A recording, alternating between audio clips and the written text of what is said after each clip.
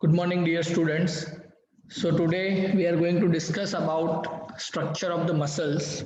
In that, first of all, we are going to discuss about structure of the striated muscle. The reason is our entire chapter is dealing with locomotion and movement. And if we are talking about locomotion and movement, obviously the striated muscles, that is skeletal muscle, are being very important because they are part of this two processes. Okay, so let's start with the structure. So skeletal muscle is made up of, so skeletal muscle is made up of many muscle bundles which are known as fascicles. Okay, so you can see this is entire skeletal muscle, and in that you can find muscle fascicle. Okay, this is muscle fascicle. Fascicles are held together by collagenous connective tissue layer, that is called fascia. Okay, so ये जितने भी fascicles हैं, they are actually interconnected with each other. They are held together by a collagenous fibrous tissue. It is collagenous, we know collagen. Okay, it is a connective tissue. In chapter number 7 we have already studied about this. Okay तो पूरा skeletal muscle जो है उसके अंदर आपको एक पूरा bundle देखने मिलता है जिसको हम बोलते हैं मसल बंडल, और उन सभी मसल बंडल के मेंबर्स को हम बोलते हैं फेसिकल्स। और वो जो फेसिकल्स भी हैं वो जो बने हुए हैं एक्चुअली उसके अंदर का जो पूरा है that is actually made up of myofibrils, और ये जो फेसिकल्स है they are actually connected with collagenous connective tissue. Okay, fascia जिसको हम बोलते हैं। You can over see over here, आप देख सकते हैं पूरा एक फैसिया। ओके, उसके अंदर ये पूरे फेसिकल्स मसल बंडल। ओके, ये फैसिया जो है एक इंसुलेशन पूरा बन रहा है बाहर का, ये येलो लेयरिंग जो है। ओके, ये पूरा उसका आउटर लेयर है और उसके अंदर ये मसल फाइबर्स हैं। ओके, मसल बंडल आपको दिख रहा है फेसिकल्स। ओके, और उसके अंदर आप देख सकते हैं ये मसल फाइबर्स। ओके, और इसका अगर हमें एनालॉजी बनाना है विद अ पर्टिकुलर स्ट्रक्चर, तो आपने देखा होगा इंसुलेटेड वायर जो होता है। ओके, थिक वायर जो इंसुलेशन वाला, तो उसका जब आउटर इंसुलेशन है जिसको हम बोलेंगे फेसिया, उस इंसुलेशन को जब हम कट करते हैं तो अंदर 3-4 अलग अलग ग्रीन, येलो, रेड, ब्लैक ऐसे कुछ वायर्स हमें मिलते हैं, वो भी इंसुलेटेड होते हैं। उसको आप समझ लीजिए वो फेसिकल है, muscle bundle.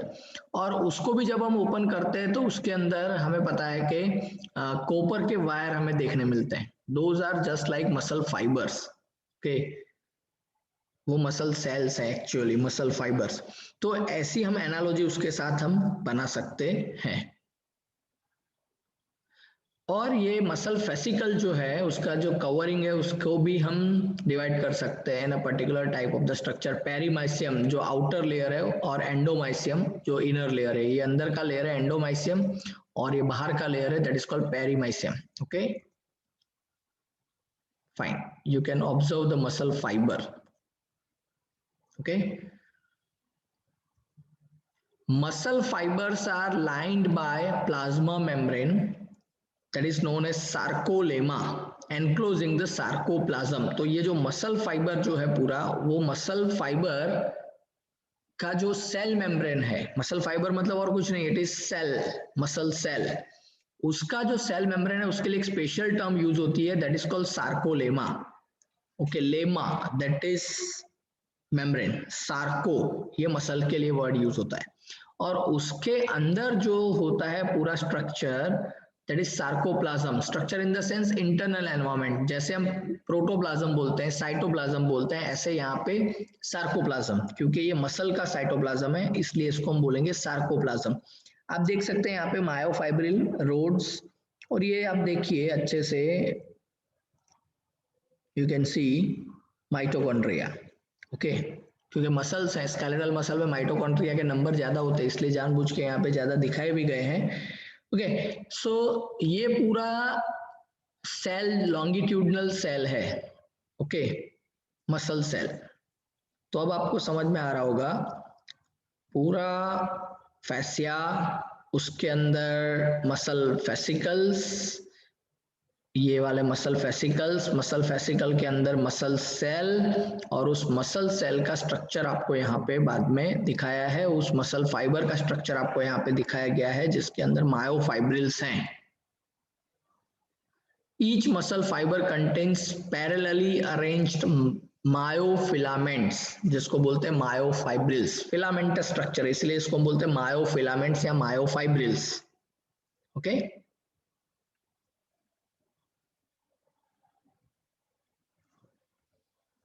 so you can see over here,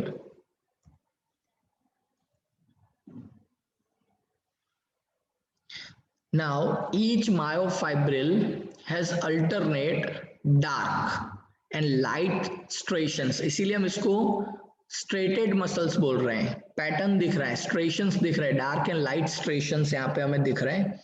alternate, light dark light dark light light dark light. Okay, तो लाइट एंड डार्क ये पूरा अल्टरनेट फैशन में होता है। उसमें से जो डार्क स्ट्रेशन है उसको हम बोलते हैं एनिसोट्रॉपिक, या तो उसके लिए एक वर्ड यूज होता है ए बैंड। एनिसोट्रॉपिक या तो उसके लिए एक वर्ड यूज होता है दैट इज ए बैंड। आप देख सकते हैं ये पूरा जो डार्क जोन है यहां से लेके यहां तक का उसको बोला जाता है ए बैंड। और जो लाइट स्ट्रेशन है उसके लिए वर्ड यूज होता है isotropic, that is I band. तो लाइट बैंड इसको आप बोलेंगे, ये पूरा एरिया जो है दैट इज आई बैंड या आइसोट्रॉपिक बैंड। फिर ये पूरा जो एरिया डार्क है दैट इज एनिसोट्रॉपिक और ए बैंड। ओके, ऐसे आपको अल्टरनेट फैशन में आपको डार्क एंड लाइट स्ट्रेशंस देखने मिलेंगे। This is due to the presence of two fibrous contractile proteins, a thin actin filament and thick myosin filament. तो ऐसे dark और लाइट स्ट्रेशंस आपको क्यों देखने मिल रहे हैं उसका रीजन आपको बताए। Reason behind this presence of two different types of the contractile proteins. Contract हो सकते हैं, अब जो कॉन्ट्रैक्ट हो सकते हैं इसका मतलब वो लीनियर है। ऐसे प्रोटीन्स ओके जो है राइट, उनकी वजह से ये डार्क एंड लाइट स्ट्रेशंस देखने मिलते हैं। जैसे I bands contain actin, I band मतलब ये लाइट वाला जो है आइसोट्रॉपिक, ये जो एरिया है उसके पास जो होते हैं that is actin proteins. And A band जो है मतलब ये डार्क वाला ओके उसके पास जो होता है that is actin plus myosin, मतलब वहां पे एक्टिन तो है प्लस मायोसिन भी है। आप देख सकते हैं यहाँ पे ये आई बैंड सिर्फ एक्टिन जो ब्लू कलर का है वही दिख रहा है, और ये ग्रीन बाउंड्री से जो जोन दिखाया गया है आपको दिस वन, उसके पास है एक्टिन, एक्टिन तो है ही, उसके साथ साथ मायोसिन भी है। तो A band that is actin and myosin, they are arranged parallel to each other. Actin और मायोसिन आप देख सकते हैं एक दूसरे के पैरेलल अरेंज होते हैं। Okay, A band bears a lighter middle region called H band. अब जो ए बैंड है ये वाला जहां पे एक्टिन और मायोसिन दोनों है उसमें एक थोड़ा लाइट एरिया भी हमें देखने मिलता है। लाइट क्यों है तो आप देखिए यहाँ पे एक्टिन मायोसिन ऐसे है पेरीफेरी पे या बाउंड्री पे हम बोल सकते हैं, नॉट पेरीफेरी, बाउंड्री पे आप देखिए ए बैंड के बाउंड्री पे एक्टिन और मायोसिन दोनों है, लेकिन उसके सेंटर में जब हम देखते हैं वहां पे थोड़ा एरिया खाली जैसा दिख रहा है, मतलब वहां पे सिर्फ मायोसिन है और कुछ नहीं है, एक्टिन नहीं है। ओके, उस रीजन को बोला जाता है एच बैंड या तो फिर एच जोन। अब देखिए यहाँ पे भी इस डायग्राम में दिखा है एच जोन या तो सिर्फ एच बैंड, ऐसा भी हम इसको बोल सकते हैं। A thin dark line that is M line runs through the center of H zone। ये जो H zone है उसके भी सेंटर को जब हम देखते हैं तो उसमें से भी एक dark line perpendicular to the myosin वो पास आउट होती है जिसको बोला जाता है एम लाइन। आप देखिए यहाँ पे एम लाइन। अब इसी मसल को आप एक्चुअल शेप में देखते हैं तो ऐसा कुछ दिखेगा, ये एम लाइन पूरा ट्रांसवर्स हो रहा है राइट, एम लाइन। बहुत इंपॉर्टेंट क्वेश्चन है डियर स्टूडेंट्स ये। I band is bisected by a dense dark band called Z line. अब ये जो आपका आई बैंड है ना, उस आई बैंड में भी एक डेंस, जैसे यहाँ पे एम लाइन देखने मिल रही थी, ए बैंड में भी, ए बैंड के अंदर जो जेड जोन एच जोन है, एच जोन के सेंटर में हमें एम लाइन देखने मिल रही थी, वैसे ही आई बैंड जो है उसके सेंटर में भी आपको एक ऐसा डेंस डार्क बैंड देखने मिलता है जिसको बोला जाता है जेड लाइन। आप देख सकते हैं ये वाला जिगजैग पैटर्न जो दिख रहा है that is Z line. Actual fashion में आप देखिए तो ऐसा लगेगा, और यहाँ पे भी आप देख सकते हैं जेड लाइन। ओके, ये पूरा जेड लाइन है। Region between two Z line is called sarcomere. अब इसको समझिए अच्छे से, region between two Z line, ये जेड लाइन और ये जेड लाइन, उन दोनों के बीच का पूरा जो एरिया है उसको बोलेंगे हम सार्कोमियर। ओके, एक सेल ये पूरा है, ऐसे इसका एक बन रहा है स्ट्रक्चर। मतलब एक सार्कोमियर में क्या होगा, एक सार्कोमियर में होगा आपका एक ए बैंड और उसके दोनों तरफ हाफ हाफ आई बैंड, ऐसा हो जाएगा। एक पूरा A band in the centre और दोनों एंड पे हाफ हाफ आई बैंड, ये आपको देखने मिलेंगे। आप देखिए यहाँ पे टाइटल में लिख दिया है सार्कोमियर, ये पूरा एक सार्कोमियर है। यहाँ पे ये भी पूरा आप देख सकते हैं सार्कोमियर, ये पूरा उसके ओरिजिनल स्ट्रक्चर में दिखाया है और ये उसको फ्लैप ओपन करके दिखाया गया है और उसी इमेज को यहाँ पे एनलार्ज करके दिखाया गया है। Sarcomeres are the structural and functional units of a muscle. Okay, जैसे किसी भी ऑर्गेनिज्म का स्ट्रक्चरल एंड फंक्शनल यूनिट कौन होता है, तो सेल। ऐसे सार्कोमियर जो है वो actual structural and functional unit of the muscle कहलाता है। बिकॉज मसल का जो काम है, particularly if we are talking about skeletal muscle, उसका जो काम है that is contraction and relaxation, वो काम एक्चुअली सार्कोमियर ही करता है। मतलब ऐसे बहुत सारे सार्कोमियर एक दूसरे के पैरेलल अटैच्ड हैं और वो ये काम करते हैं। ओके,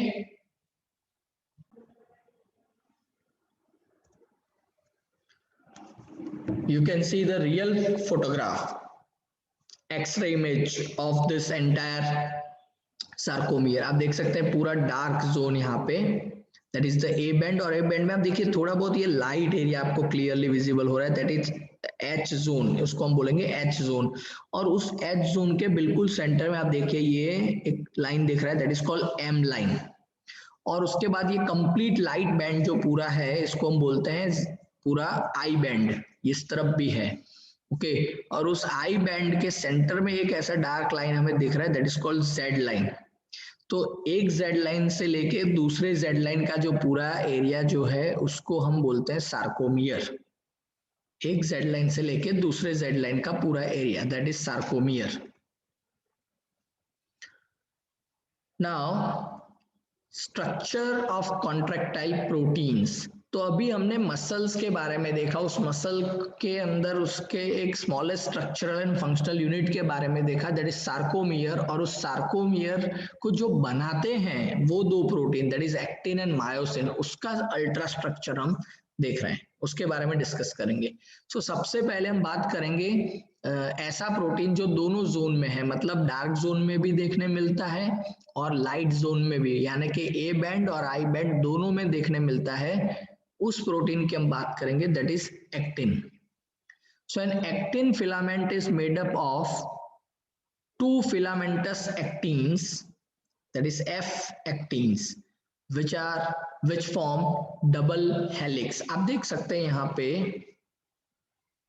ये पूरा ग्रीन जो है बॉल से बना हुआ स्ट्रक्चर, ऐसे दो इंटरवाइंड एक दूसरे में, जैसे हमने डीएनए के स्ट्रक्चर में देखा था, तो ऐसे दो फिलामेंटस प्रोटीन, ओके, उनका जो डबल हेलिकल स्ट्रक्चर बनता है उसको हम बोलते हैं actin. Okay, F actin is a polymer of monomeric globular actin. आप देख सकते हैं ये filamentous actin, F actin filamentous actin है, लेकिन वो फिलामेंट बना कैसे है वो आप देख सकते हैं, it is a chain of beads.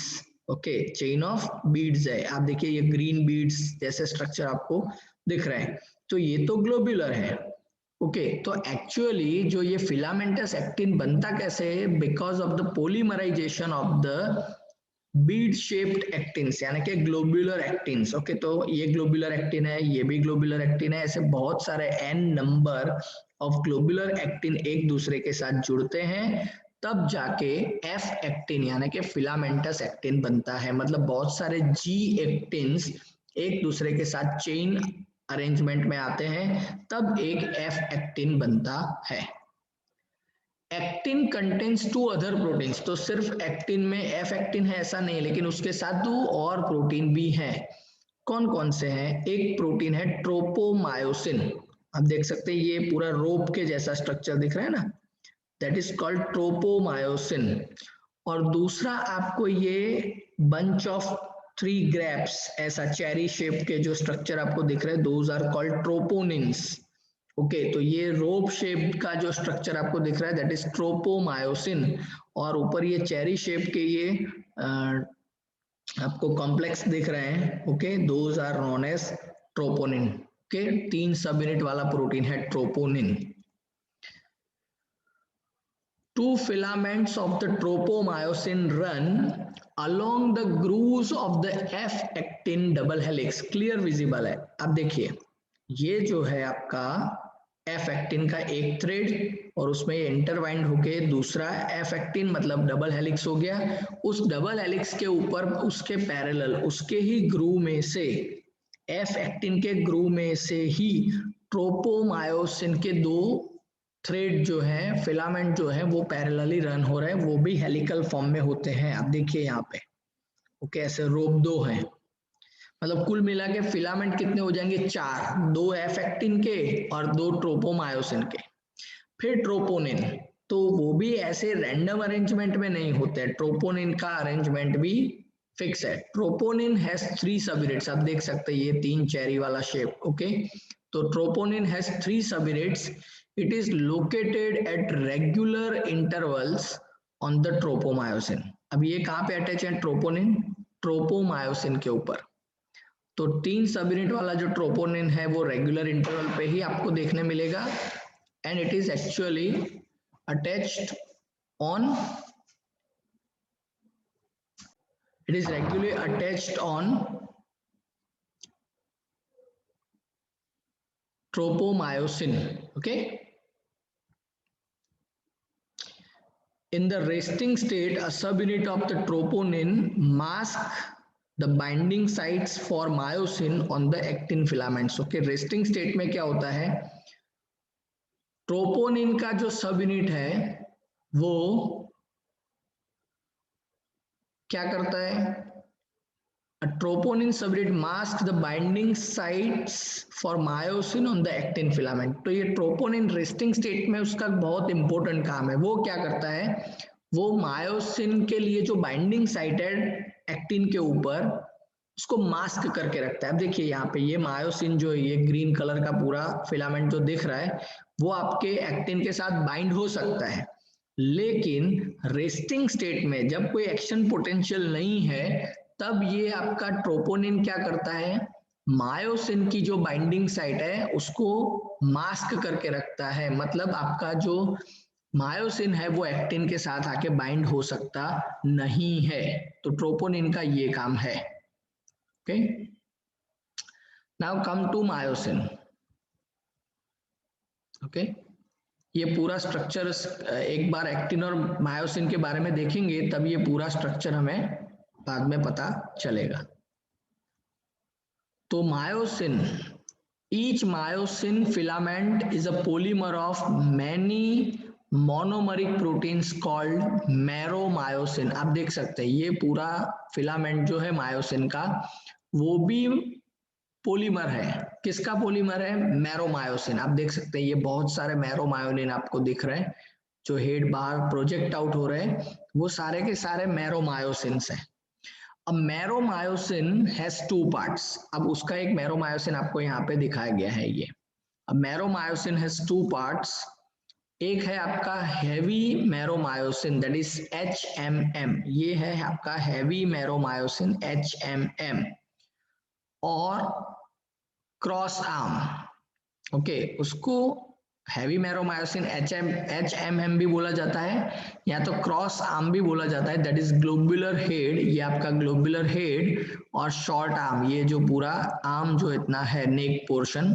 Okay, तो globular head plus short arm, okay, ये दोनों मिलके बनता है HMM। और ये क्या है, इट प्रोजेक्ट आउटवर्ड्स। क्यों आउटवर्ड प्रोजेक्ट होता है, देखिए यहाँ पे नीचे भी दिखा है आपको ये।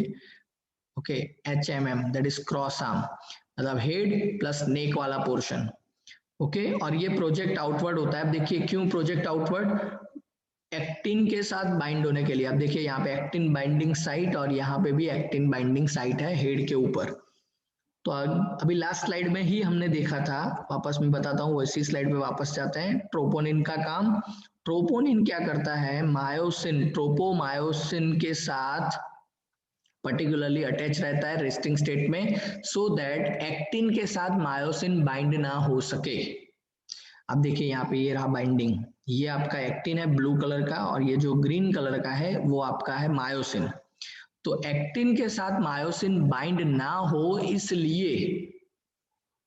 इसलिए यहाँ पे ट्रोपोनिन, सपोज ये आपका कर्सर जो है दैट इज ट्रोपोनिन, वो यहाँ पे रहता है।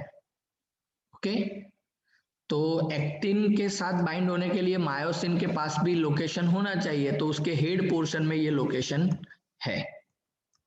ओके, दूसरा होता है लाइट मैरोमायोसिन LMM, जिसको बोला जाता है टेल। ओके, टेल बोला जाता है उसको।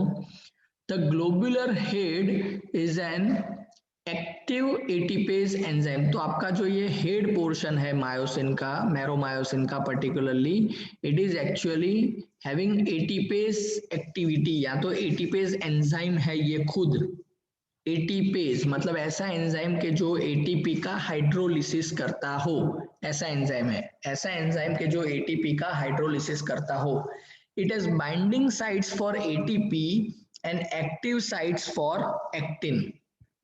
ओके, तो it has binding sites for ATP, आप देख सकते हैं यहाँ पे एटीपी का बाइंडिंग साइट भी यहाँ पे है, और ये जो है that is the binding site for actin, जिसके थ्रू ये एक्टिन फिलामेंट के साथ बाइंड होता है मैरोमायोसिन।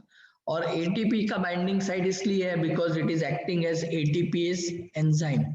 तो ऑब्वियस है सबस्ट्रेट बाइंड होना चाहिए अपने एंजाइम के साथ, तब जाके तो रिएक्शन होगा। ग्रेट, अब देख सकते हैं यहाँ पे पूरा स्ट्रक्चर बहुत अच्छे से दिखाया है। This is the myosin filament, और उसमें बहुत सारे मैरोमायोसिन दिख रहे हैं, और ये जो है एक्टिन फिलामेंट, और उस एक्टिन फिलामेंट के ऊपर ये रहा आपका ट्रोपोनिन। तो देखिए ट्रोपोनिन जब अटैच रहता है तब ये मैरोमायोसिन का जो हेड है वो यहाँ पे बाइंड नहीं हो सकता है, समझ रहे हैं आप। ट्रोपोनिन जब यहाँ पे बाउंड फॉर्म में है तब मैरोमायोसिन यहाँ पे बाइंड नहीं हो सकता है, और उसी की वजह से कॉन्ट्रैक्शन और रिलैक्सेशन होता है। तो आइए अब देखते हैं about mechanism of muscle contraction.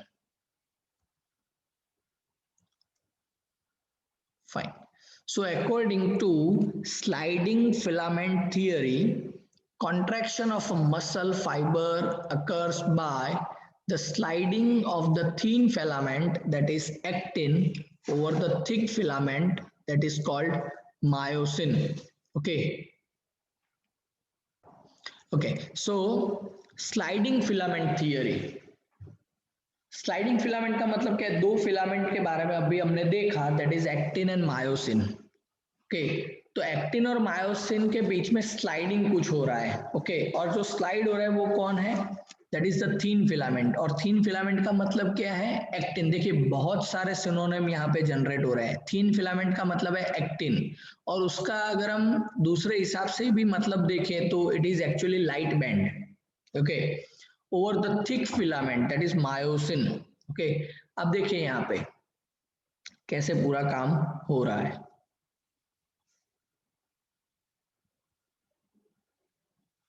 You can see over here, ये एक्टिन फिलामेंट है, उसके साथ ये मैरोमायोसिन बाइंड है ऑफ द मायोसिन फाइबर।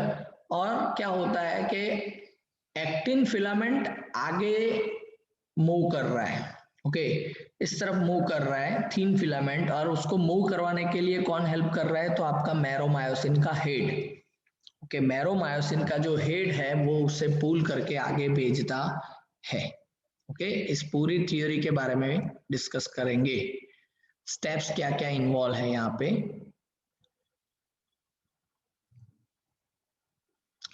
सो ये कॉन्ट्रैक्शन होता कैसे है? So an impulse, that is the signal from central nervous system, reaches a neuromuscular junction that is called motor end plate. आप देख सकते हैं यहाँ पे ये आपका मसल है और ये आपके न्यूरॉन का एंड पॉइंट है, एक्सोन का एंड पॉइंट है, और जहां पे आपके न्यूरॉन्स मसल के साथ कांटेक्ट करते हैं उसको बोला जाता है न्यूरोमस्कुलर जंक्शन। और उसके लिए एक वर्ड दूसरा भी यूज होता है, that is called motor end plate. It is called motor end plate. आप देख सकते हैं न्यूरॉन ने एक्सोन के थ्रू सिग्नल भेजा, मसल्स तक ये आया है थ्रू न्यूरोमस्कुलर जंक्शन, ओके, और कौन ये आपको करके देता है neuromuscular junction, that is what, it is synapse between motor neuron. Motor neuron मतलब ऐसे न्यूरॉन्स के जो लोकोमोशन और मूवमेंट के लिए काम करते हैं, ऐसे neurons motor neurons, and sarcolemma of muscle fibres, neuromuscular junction, that is synapse मतलब एक जंक्शन है between motor neuron and the sarcolemma of the muscle fibres, okay. आप देख सकते हैं यहाँ पे न्यूरोमस्कुलर जंक्शन क्लियरली आपको दिखाया गया है। ये सिनेप्टिक वेसिकल्स हैं, ओके, और इस वेसिकल के अंदर न्यूरोट्रांसमीटर्स हैं, ये डिस्चार्ज होते हैं यहाँ पे, ओके, और आपके मसल्स को सिग्नल देते हैं। अब मोटर न्यूरॉन पर plus muscle fibre is equal to a motor unit. A motor neuron, जैसे ये पूरा का पूरा मोटर न्यूरॉन प्लस आपका muscle fibre is equal to motor unit. Motor unit मतलब जो लोकोमोशन और मूवमेंट के लिए काम आने वाला है, ऐसा unit, that is called motor unit, okay.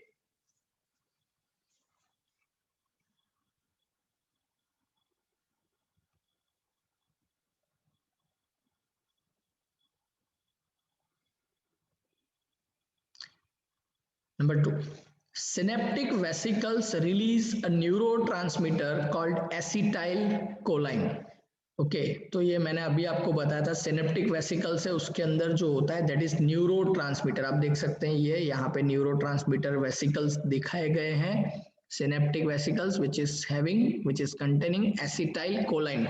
Dear students, acetylcholine के लिए एब्रीविएटेड फॉर्म में ACH ये वर्ड भी यूज होता है, ACH acetylcholine, okay. It generates an action potential in the sarcolemma that spreads through the muscle fiber। अब ये acetylcholine यहाँ पे रिलीज होगा सिनेप्टिक क्लेफ्ट में, और वो सिनेप्टिक क्लेफ्ट के ऊपर जो मसल फाइबर का मेम्ब्रेन कांटेक्ट में है that is called sarcolemma, okay, muscle fibre का जो मेम्ब्रेन कांटेक्ट में है दैट इज सार्कोलेमा, ओके, उसके थ्रू एक्शन पोटेंशियल जनरेट करता है उस फाइबर के ऊपर। It causes the release of the Ca+2 ions from sarcoplasmic reticulum और सार्कोप्लाज्मिक सिस्टर्नी इनटू सार्कोप्लाज्म। तो यहाँ पे समझिए डियर स्टूडेंट्स, जैसे ही ये कांटेक्ट होता है मतलब एसिटाइलकोलाइन रिलीज हो रहा है थ्रू दिस वेसिकल्स और उसने एक्शन पोटेंशियल जनरेट किया। Because of this action potential obvious है कि सेल के अंदर कुछ इलेक्ट्रिकल चेंजेस होने वाला है। द रीजन इज आपका सेल जो है वो न्यूरो ट्रांसमीटर के कांटेक्ट में है और उसके अंदर सेल के अंदर कुछ चेंजेस आएंगे, उस चेंजेस में केमिकल चेंजेस भी होंगे। अब सेल के अंदर केमिकल चेंजेस कहाँ पे आ सकते हैं? ऑब्वियस है कि सेल के अंदर केमिकल चेंजेस जो आते हैं that is obviously in the cytoplasm, okay, that is obviously in the cytoplasm, fine। तो साइटोप्लाज्म में यहाँ पे क्या चेंज आएगा डियर स्टूडेंट्स, तो आप देखिए यहाँ पे you can see over here, ये पूरा का पूरा आपका सार्कोमियर का एरिया दिखाया है और उसमें ये surface of the muscle fibre आपको दिखाया है। आप देख सकते हैं path of the action potential, यहाँ पे एक्शन पोटेंशियल का मूवमेंट, क्योंकि यहाँ से सिग्नल मिला है, action potential left to right जा रहा है। और ये पूरा जो नेटवर्क सिस्टर्नी का दिख रहा है दैट इज सार्कोप्लाज्मिक रेटिकुलम। ऐसा एक वर्ड आ रहा था, आप याद करिए, रिसमराइज करिए उसको, एंडोप्लाज्मिक रेटिकुलम। तो डियर स्टूडेंट्स क्लैरिफिकेशन दे देता हूं, जैसे किसी भी सेल मेम्ब्रेन, किसी भी सेल के मेम्ब्रेन को सेल मेम्ब्रेन बोला जाता है, ओके, प्लाज्मा मेम्ब्रेन बोला जाता है, ऐसे ही मसल सेल का जो मेम्ब्रेन है उसके लिए सार्कोलेमा वर्ड यूज होता है। दूसरा, किसी भी सेल के साइटोप्लाज्म के लिए हम वर्ड यूज करते हैं प्रोटोप्लाज्म, साइटोप्लाज्म, ओके, लेकिन मसल सेल के लिए वो वर्ड हो जाता है सार्कोप्लाज्म। और किसी भी सेल के अंदर जो ईआर है that is endoplasmic reticulum, okay, उसको हम ईआर एंडोप्लाज्मिक रेटिकुलम बोलते हैं। तो वही मसल सेल के अंदर जब होता है तो उसके लिए वर्ड यूज होता है सार्कोप्लाज्मा रेटिकुलम, सार्कोप्लाज्मिक रेटिकुलम। तो ये सार्कोप्लाज्मिक रेटिकुलम जो है, अगर आपने मेरे सेल के लेक्चर सही से देखे हैं तो उसमें भी एंडोप्लाज्मिक रेटिकुलम के बारे में मैंने बोला हुआ है कि उसके पास high amount of Ca+2 ion होता है, मतलब सार्कोप्लाज्मिक रेटिकुलम। ऐसे ही एंडोप्लाज्मिक रेटिकुलम नॉर्मल सेल में, तो नॉर्मल सेल का जो ईआर होता है उसके ल्यूमेन में Ca+2 आयन ज्यादा अमाउंट में होता है। तो ऐसे ही आपका जो मसल सेल है उसका जो है सार्कोप्लाज्मिक रेटिकुलम, उसके ल्यूमेन में भी Ca+2 आयन ज्यादा अमाउंट में होता है। तो जैसे जैसे ये एक्शन पोटेंशियल जनरेट हो रहा है, ओके, और मूव हो रहा है on the surface of the muscle fibre, sarcoplasmic reticulum में से Ca+2 आयन बाहर आते हैं, मतलब सार्कोप्लाज्मिक रेटिकुलम के ल्यूमेन में से बाहर आते हैं। समझ रहे हैं आप? ल्यूमेन में से बाहर आए तो कहां पे जाएंगे, तो ऑब्वियस है सार्कोप्लाज्म, मतलब मसल सेल का साइटोप्लाज्म, वहां पे ये Ca+2 आयन आएंगे from lumen to cytoplasm of the muscle cell, from the lumen of the endoplasmic reticulum of the muscle cell to the cytoplasm of the muscle cell। और इसको complete scientific terminology में बोलना है तो from the lumen of the sarcoplasmic reticulum to sarcoplasm of the muscle cell, okay, ऐसे इसको बोला जाएगा। अब देखिए क्या होगा, अभी तक आपके Ca+2 आयन कंपार्टमेंट में थे, that is in the sarcoplasmic reticulum, लेकिन अब वो कंपार्टमेंट में से बाहर आए हैं। बाहर आए हैं तो कहां पे आए हैं, साइटोप्लाज्म में आए हैं।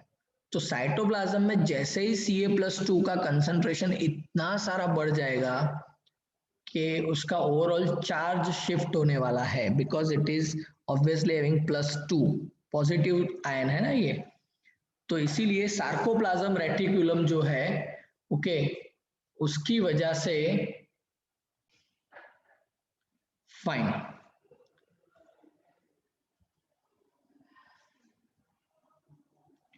so then Ca+2 ions binds with subunit of the troponin। अब हमें पता है कि ट्रोपोनिन कहां पे था, तो on the rope, okay, tropomyosin के ऊपर ट्रोपोनिन बाउंड फॉर्म में था। तो ट्रोपोमायोसिन के ऊपर जो ट्रोपोनिन बाउंड है उसके साथ देखिए Ca+2 आया कहां से, Ca+2 आया है आपके सार्कोप्लाज्मिक रेटिकुलम के ल्यूमेन में से बाहर, और बाहर कहां पे, सार्कोप्लाज्म में, यानी कि साइटोप्लाज्म में, जहां पे ये आपके मसल फाइबर्स हैं। और उस मसल फाइबर के ऊपर हमें पता है कि दो तरह के मसल फाइबर्स हैं, एक्टिन एंड मायोसिन। उसमें एक्टिन के ऊपर जो ट्रोपोनिन है उसके लिए Ca+2 को एफिनिटी है, मतलब Ca+2 is going to bind with this troponin on the actin filament, और उसकी वजह से क्या होगा, it is going to unmask the active site for myosin. अभी तक ट्रोपोनिन क्या किया हुआ था, तो ट्रोपोनिन ने अभी तक मास्क करके रखा था मायोसिन के जितने भी लोकेशन है उसको, ओके लेकिन अब ट्रोपोनिन खुद Ca+2 के साथ बाइंड हो चुका है ताकि, तो अभी ट्रोपोनिन जो है वो खुद Ca+2 के साथ बाइंड हो चुका है एंड बिकॉज ऑफ दैट क्या होगा, अभी आपका ये जो साइट है that is binding site on actin for myosin वो ओपन हो चुका है, अनमास्क हो चुका है, मतलब मायोसिन का जो हेड है नाउ इट कैन बाइंड. तो using the energy from ATP hydrolysis, myosin head binds to active sites on the actin to form cross bridge. This pulls the actin filament on both the sides towards the center of A band. Actin filaments partially overlap so that H zone disappears. अब ये statement वैसे आपको confuse कर रहा होगा लेकिन समझिए इसको क्या कर रहा है. अभी आपका ट्रोपोनिन जो है Ca+2 के साथ बाइंड हो चुका है, तो देखिए ये मायोसिन बाइंडिंग साइट जो अभी तक क्लोज थे, अब देखिए ये सारे ओपन हो रहे हैं. अभी इसके ऊपर से रोप गुजर रहा था तो दिख नहीं रहे थे, लेकिन अभी ये रोप का पोजीशन चेंज हो गया because of the binding of Ca+2. और अब यहाँ पे मायोसिन बाइंड कर सकता है, मायोसिन का जो हेड है वो यहाँ पे बाइंड कर सकता है. ओके अब देखिए यहाँ पे ये ऐसा होगा, ठीक इसके बाद ये हो जाने के बाद ये होगा, क्योंकि साइट ओपन हो चुके हैं तो नाउ मायोसिन का जो हेड है उसके ऊपर एक्टिन बाइंडिंग साइट जो था उसके थ्रू मायोसिन जो है वो बाइंड हो सकता है एक्टिन के साथ, जिसको बोला जाता है क्रॉस ब्रिज. क्या बोलेंगे? Cross bridge. ओके बाइंड हो चुका है तो अब मायोसिन क्या कर सकता है, मायोसिन इसको आगे पुल करके भेज सकता है, पीछे भी भेज सकता है. ओके तो एक्टिन फिलामेंट को आगे पीछे की ये मूवमेंट करवा सकता है. और इसको सेंटर की ओर जब मूव करेगा मायोसिन तो आप देखिए ए बैंड जो है वो पूरा, नेक्स्ट स्लाइड में आएगा ही, ए बैंड जो है वो पूरा उसके सेंटर तक एक्टिन फिलामेंट चला जाता है और उसकी वजह से जो एच जोन था वो कंप्लीटली डिसअपियर हो जाता है. अच्छा ये हुआ, उसके बाद ये मूवमेंट करवाने के लिए एटीपी का, यहाँ पे एटीपी वापस बनता है एक, तो जब एटीपी बनेगा ओके तो ये रिलीज हो जाएगा यहाँ से. ओके मतलब आपका एक्टिन फिलामेंट फ्री हो गया वापस. लेकिन जैसे ही एटीपी वापस हाइड्रोलाइज हो रहा है, अब देखिए ये बाइंड हो रहा है. ओके तो using the ATP hydrolysis, ATP जैसे ही बनेगा ये रिलीज हो जाएगा. जैसे ही एटीपी हाइड्रोलाइज होगा ये वापस अटैच हो जाएगा और एटीपी हाइड्रोलिसिस और Ca+2 बाइंडिंग ये दोनों सिंक्रोनाइज वे में होने चाहिए. मतलब Ca+2 एक्टिन पे जब बाइंड हो रहा है ऑन द ट्रोपोनिन वो, और एटीपी का हाइड्रोलिसिस ये दोनों सिंक्रोनाइज्ड वे में होने चाहिए, मतलब एक साथ टॉकिंग चल रहा है इनका. ओके साइमल्टेनियस प्रोसेसेस चल रहे हैं, तो ये पूरा साइकिल चल रहा है कॉन्ट्रैक्शन का. ओके देखिए ये आपका जो एच जोन था रिलैक्स स्टेट में. ओके और अभी क्या हो रहा है, अब देखिए पूरा एच जोन डिसअपियर हो गया है, एम लाइन तक पूरा आ रहा है एक्टिन फिलामेंट, ये ब्लू वाला एम लाइन तक आ गया है. गेटिंग? तो ये कब हुआ, तो जब ये हेड जो है इसके साथ बाइंड हुए होंगे और इन हेड ने इसको पुल करके आगे लाया है, और इसी को ये वापस भी ला सकते हैं तो एच जोन दिखना भी शुरू हो जाएगा. तो दैट इज ये रिलैक्स स्टेट और ये contracted state of the muscle. Contracted state में क्या होगा, एच जोन कंप्लीटली डिसअपियर हो जाता है. So the Z line attach to the actins is also pulled inwards. ये आपका जेड लाइन था बाउंड्री, ये भी क्या होगा, ये भी पुल होंगे अंदर की ओर और उसकी वजह से क्या होगा, shortening of the muscle fibre. आप देखिए ये अब मसल फाइबर बड़ा दिखा है यहाँ पे. ओके और ये शॉर्ट दिखाया है, कॉन्ट्रैक्ट हुआ है अंदर की ओर. It causes the shortening that is called contraction of the sarcomere. Shortening contraction of the sarcomere ये होगा, right.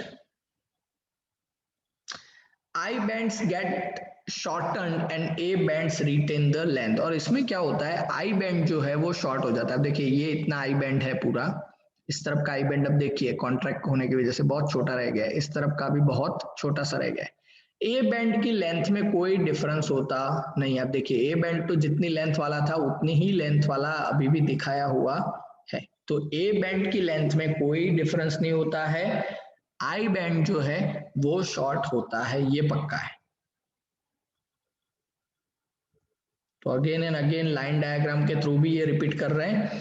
Myosin releases the ADP and PI and goes back to its relax state. अब देखिए myosin ने ADP और pi को release कर दिया है और वो वापस जुड़ के बन जाएंगे एटीपी। इसलिए मैं बोला था कि एटीपी जो है वो जब बनता है तब मायोसिन वापस एक्टिन को छोड़ देगा तो क्या होगा, एक्टिन वापस अपने स्टेट में चला जाएगा, रिटर्न मतलब कॉन्ट्रैक्ट था, जैसे कि इलास्टिक का क्या होता है, जिसको खींच रहे हैं आप और छोड़ते हैं तो क्या होता है, तो वापस अपने स्टेट में चला जाता है। And new ATP binds and cross bridge is broken. नया एटीपी आएगा, बाइंड होगा, हाइड्रोलाइज होगा और नया क्रॉस ब्रिज वहां पे बनने वाला है। The ATP is again hydrolyzed by the myosin head and above process are repeated causing further sliding। और ऐसा बार बार होता रहेगा तो कॉन्ट्रैक्शन एंड पुलिंग ये कॉन्स्टेंटली चलता रहने वाला है। Okay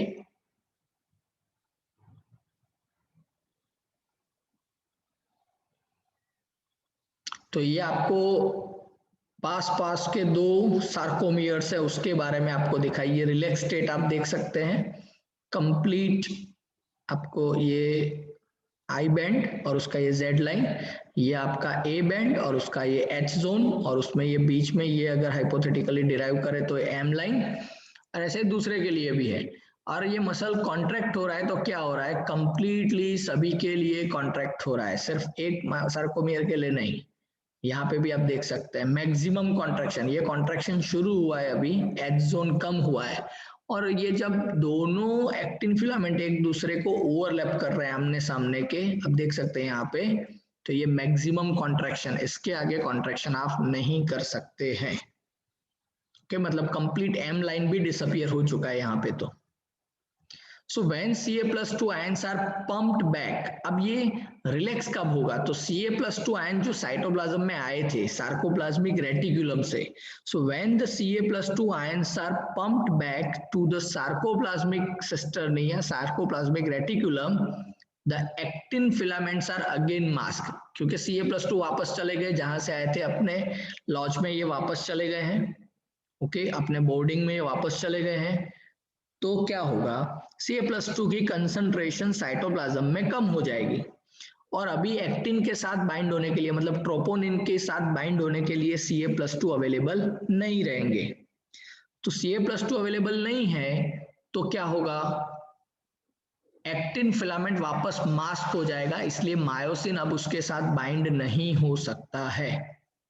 as a result Z lines return to their original position, और उसकी वजह से Z line वापस अपना ओरिजिनल पोजीशन जो है लेंथ है वो गेन करेगा, और उसकी वजह से जो आपको फील होगा that is called relaxation, it is called relaxation.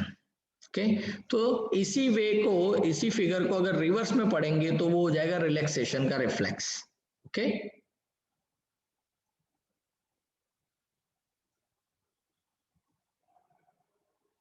So the reaction time of the fibers varies in different muscles. Okay, ये जो reaction time है वो vary करता है सभी muscles में. Repeated activation of the muscles lead to the accumulation of lactic acid. याद करिए इसी बात को मैंने चैप्टर नंबर 14 में भी आपको बताया था, ऑक्सीजन कम मिल रहा है, कांस्टेंट ये मसल कॉन्ट्रैक्शन हो रहा है और उसकी वजह से लैक्टिक एसिड प्रोडक्शन होगा, फर्मेंटेशन, और एसिड बन रहा है आपके मसल्स में, इसी वजह से you are going to feel cramps, fatigue, थकते हैं आपके ये muscles because of the process of lactic acid fermentation. इसीलिए स्केलेटल मसल्स को फैटिग मसल्स भी बोला जाता है, जबकि स्मूथ मसल्स और कार्डियक मसल्स फैटिग मसल नहीं है। ओके, ये हमेशा याद रखिए, लैक्टिक एसिड प्रोडक्शन का काम सिर्फ और सिर्फ आपके स्केलेटल मसल में ही होता है। Okay, this is due to anaerobic breakdown of glycogen in muscles. तो मसल्स के अंदर ऑब्वियस है ग्लाइकोजन डिपोजिटेड है, वो ग्लाइकोजन ब्रेक होगा इनटू ग्लूकोज और फिर उस ग्लूकोज का ग्लाइकोलिसिस होगा, लेकिन एनारोबिक वे में, मतलब TCA cycle is not going to be perform. तो पता है हमें कि एनारोबिक कंडीशन में ग्लूकोज का क्या होता है, lactic acid production. Okay,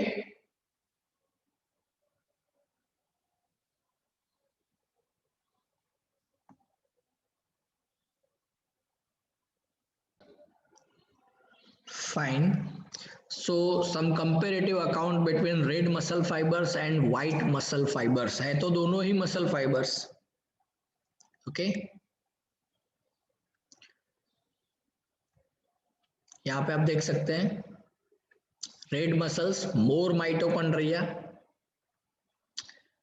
then mixed muscle medium number of the mitochondria, and white muscles less number of the mitochondria. Red muscles for marathon running, long distance running के लिए red muscles develop करने होते हैं। Middle distance running के लिए आपको mixed muscles की requirement रहेगी, और white muscles for sprint, okay, 100 metre running. Okay, so red muscles, red colour because of the myoglobin. Red muscles को हम बोलते हैं aerobic muscle fibres. Okay, and white color are due to lesser myoglobin. Red muscles में more number of mitochondria are there, white muscles में less number of the mitochondria are there. Red muscles are favored because of the aerobic metabolism and white muscles are because of the anaerobic metabolism. Red muscles are favoring slow and sustained contraction, इसलिए मैंने बोला अभी यहाँ पे दिखा है जैसे long distance running मतलब मैराथन या कांस्टेंट वर्कआउट के लिए रेड मसल्स की आपको रिक्वायरमेंट रहेगी। Okay, you are athlete, if you are sport person, you require red muscle fibres in more number, और वो डेवलप करने होते हैं। जबकि white muscle fibres for fast contraction for short period of time, तो रिफ्लेक्स फास्ट होगा लेकिन time duration बहुत कम रहने वाला है। Okay, so this is the difference between red and white muscle fibres, और मिक्स्ड मसल्स के बारे में भी आपको यहाँ पे कुछ इंफॉर्मेशन मिल रही है। So dear students, we have almost completed half of the way of this chapter, that is muscle system, entire muscular system we have studied, and in the next session we are going to discuss about human skeletal system. उसके बारे में हम discuss करने वाले human skeletal system के बारे में next lecture में, और अगर पॉसिबल होगा तो हमारे जो लेक्चर्स मिस हुए हैं कंपेंसेट करेंगे, कल ही ये चैप्टर खत्म करने का ट्राई भी करेंगे if possible, otherwise max to max it will take 2 sessions to complete the entire chapter. Okay, skeletal system and then some disease conditions related to skeletal system, joints और सभी के बारे में हम discuss करेंगे। Fine. So till then, go through this lecture, read from your reference book as well as from the textbook. Okay, generate the queries and ask the queries as soon as possible. Have a nice day.